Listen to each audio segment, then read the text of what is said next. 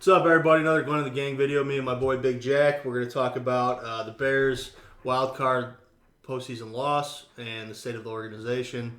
So obviously they lost 21-9 to the Saints in the playoffs. Honestly, the defense didn't look too bad. The 9 points is kind of a little bit misleading, as the last 6 of those 9 points were scored as time expired with a meaningless touchdown to Jimmy Graham, which was actually a sick catch, to be honest. But so essentially a 21-3 loss. Never really in it. I guess you could say at halftime they were somewhat in it. A lot of mistakes throughout the game. You're talking about the Javon Wims dropped touchdown, which could have absolutely changed the game for sure. You're talking about Anthony Miller ejection. You're talking about Eddie Jackson offsides. Talking about a lot of just things that a poorly coached team would do. Jack, what are your thoughts on the game itself? Yeah, I mean, to be honest, it went a lot better than I thought it was. I was pretty, bearish on the Bears, if you will, and they were in it. I mean, that Wims catch that you alluded to, or lack thereof, rather, was killed him. He catches that ball, the game's completely different. Defense came out and kept them in it. They played great. They played way better than I thought they were, considering what they looked like the weeks leading into it and the injuries that they had going into the game. Anthony Miller, I mean, cut him. What are you doing? I don't know. We don't got to waste time on that clown. He's got to go. But yeah, they Saints still covered, but it wasn't as nearly as ugly as I thought it was going to be. They were, that one big play away from making things really uncomfortable for the other sideline. And it's unfortunate. Another playoff loss for the Bears. It's disappointing, but I don't think even the biggest Bears fans, the biggest homers, couldn't have been expecting a win last weekend. No, and even if you get lucky and you get the win, you go to Lambeau to play Green Bay, and the 2 times they played Green Bay this year have been absolutely puke-worthy. So who's to expect anything different if there was a third matchup? So, it is what it is. We're stuck here with the 20th pick. We'll lead this into kind of what's going on with the organization now. We got the 20th pick.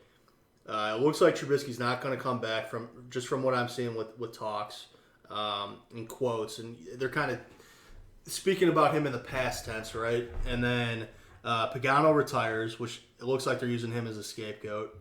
It looks like Nagy and Pace are back for at least another year. Ted Phillips ain't going anywhere. George McCaskey ain't going anywhere. They had this presser, which, in my opinion, you see all the stuff that's coming from the press conference. They should have just released a statement and not had a press conference with how bad they fucking look. All it did was make them look like they have no idea what the hell they're doing.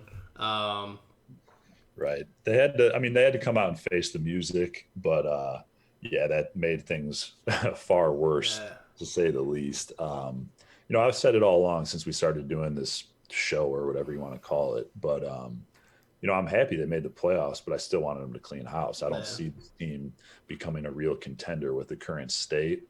But I'm done blaming. We could talk about, yes, do I want Pace gone? Absolutely. Yes, would I rather have someone in there besides Nagy? Absolutely. But I'm over blaming the GM and the coach for right now. At the end of the day, they've still had pretty relative success compared to the state of the Bears organization. I think fans fail to realize, ever since the McCaskies took over, the Bears have had the third fewest playoff appearances of all franchises. Yeah. Like we're the Browns, man. Yeah. The Bears are a disgraceful organization. Yeah. The McCaskies are poison. I'm going straight to ownership. They refuse to fire Phillips, and he's the problem all the way down. The McCaskies have killed everything. They know no matter what they do that this organization's going to churn out money because of how much the city loves this team. And I mean, we're suckers too. We're going to watch every single game. Every minute of every game. Yep. Nothing's ever going to change. Once we're able to go to games, we're going to go to games. We're going to pay money. We're going to dump money. That's all the McCaskies care about. And, it's not going to change because the Bears fans are so loyal that that's the way it's going to be forever. And unfortunately, I'm starting to see less and less light in this tunnel that we're stuck in. Yeah, like you said, I mean, we're the Browns, we're the Lions, we're the Jaguars, we're the Jets.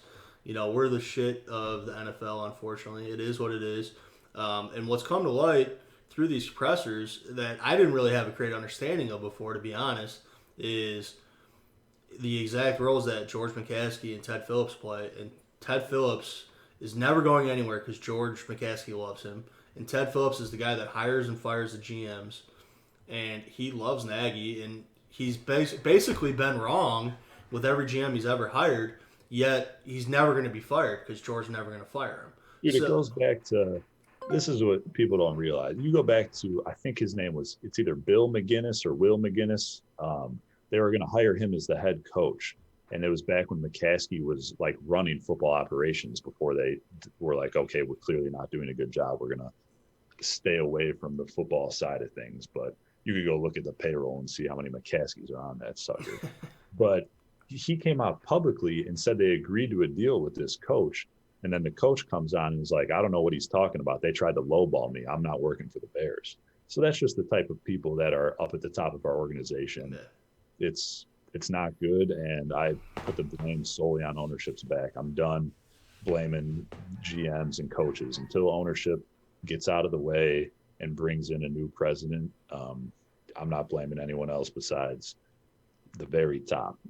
The McCaskeys, until Phillips is gone, I'm not blaming anybody else. And I mean, considering that there's no coaching change, no GM change coming anytime soon, this will probably be the last Bears video we have till maybe we'll do something short if they hire a good DC. Maybe we'll do something short if the draft gets interesting. If they sign a free agent that's noteworthy. But this is probably the last Bears video we have for a while. And unfortunately, it's going to leave us with kind of a disgusted taste in our mouth. And that's kind of the way we look at the Bears going forward. Yeah. But nothing we can do about it. No. You know, hopefully they at least make some wise decisions in the draft. You know, stockpile the lines, both sides. You know, if a quarterback that you're high on, I get, you know, people, us included, don't love Pace, but if you have a quarterback that's, you know, you have marked at a certain spot on your board and he falls to a round where you think that his value is good enough, go get him. But we don't need to be reaching on quarterback in the first or second round. You know, get talented players, start to build a team a little bit more from the ground up. And then hopefully when we're in a better position, you know, maybe if anything, maybe we'll luck into a quarterback at some point. Literally have never had, I would argue Jay Cutler's legitimately the best quarterback in Bears Super Bowl history. Sid Luckman. Yeah, 100 years ago. But it's crazy. So you know, you got to think one of these days it's going to be like, oh, we got someone. So even if it's, you know, management not really doing anything, just by the sheer numbers of we've had 1 million quarterbacks, someone's got to be good. Somebody. All right. Last thing before we go. One guy you for sure want to see gone, one or two guys you for sure want to see gone next year, one or two guys you want to see take that next step. Who you got?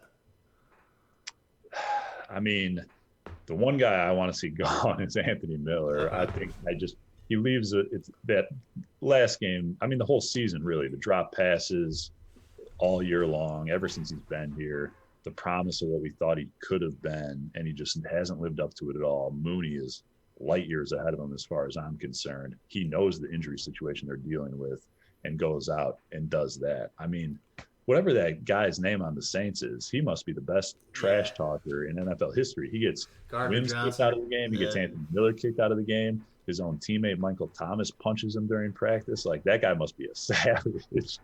But, yeah, Anthony Miller, I'm done with his antics. And I'm okay seeing Mitch go. I think you know that. I'm okay. I wish him success in whatever role he lands at, but Bears don't need to keep him around. Anyone you really think takes the next step next year?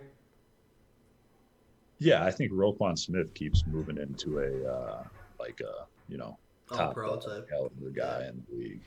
I don't think that's, you know, anything wild to say. I think a lot of people, you know, you don't have to be a very smart football person to know that that's a good possibility. So that's not like a aha moment or anything, right. But I'm going chalk there. I think Roquan Smith's just going to keep getting better and better and dominate the league for the next 7-8 years. Cool.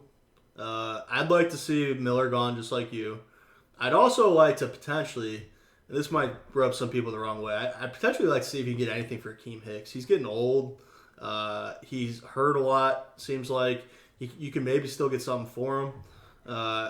And I've never really been the biggest fan of the guy. Obviously, he could play the game pretty well, but I wouldn't mind seeing him gone. And then a couple guys I like to see take the next step. I'd like to see the interior of the offensive line keep kind of gelling and growing together. I think you got kind of a good base there. Whitehair's getting a little older, but he's still relatively like prime age. But then you got Daniels, you got Bars, you got Mustipher. You got some guys that, if they keep building that together, that interior can kind of figure itself out. Like you said, maybe draft a tackle. And then somebody else who I think takes the next step next year, and I think we started seeing it towards the end of this year, is Cole Kmet. I think you start seeing his targets increase. I think he ended with like 28, 29 catches this year, something like that in the regular season. I think you see closer to 45, 50 next year. And he starts becoming a true, like, maybe low to mid-tier tight end one, and then, starts growing into really a mid to high tier tight end one. But I agree with that 100%. I think he'll be a staple for a long time. Yeah, for sure. But all right, that's the state of the Bears. Moving forward, we're probably gonna have to change up what we're doing on the channel a little bit. We're probably gonna start doing a little more basketball stuff. Maybe talk about the Bulls as they look a little promising, like they're up and coming. Maybe we'll have some EPL type stuff for you guys. We'll keep trying to bring videos to you. Just understand Bears is probably my sweet spot, so I might have to venture out of my comfort zone a little bit, but we'll keep bringing you some videos. And till then, thanks for tuning in. Like, comment, subscribe. And let's go get Jameis Winston, baby. There you go, Bears. Peace. Bears.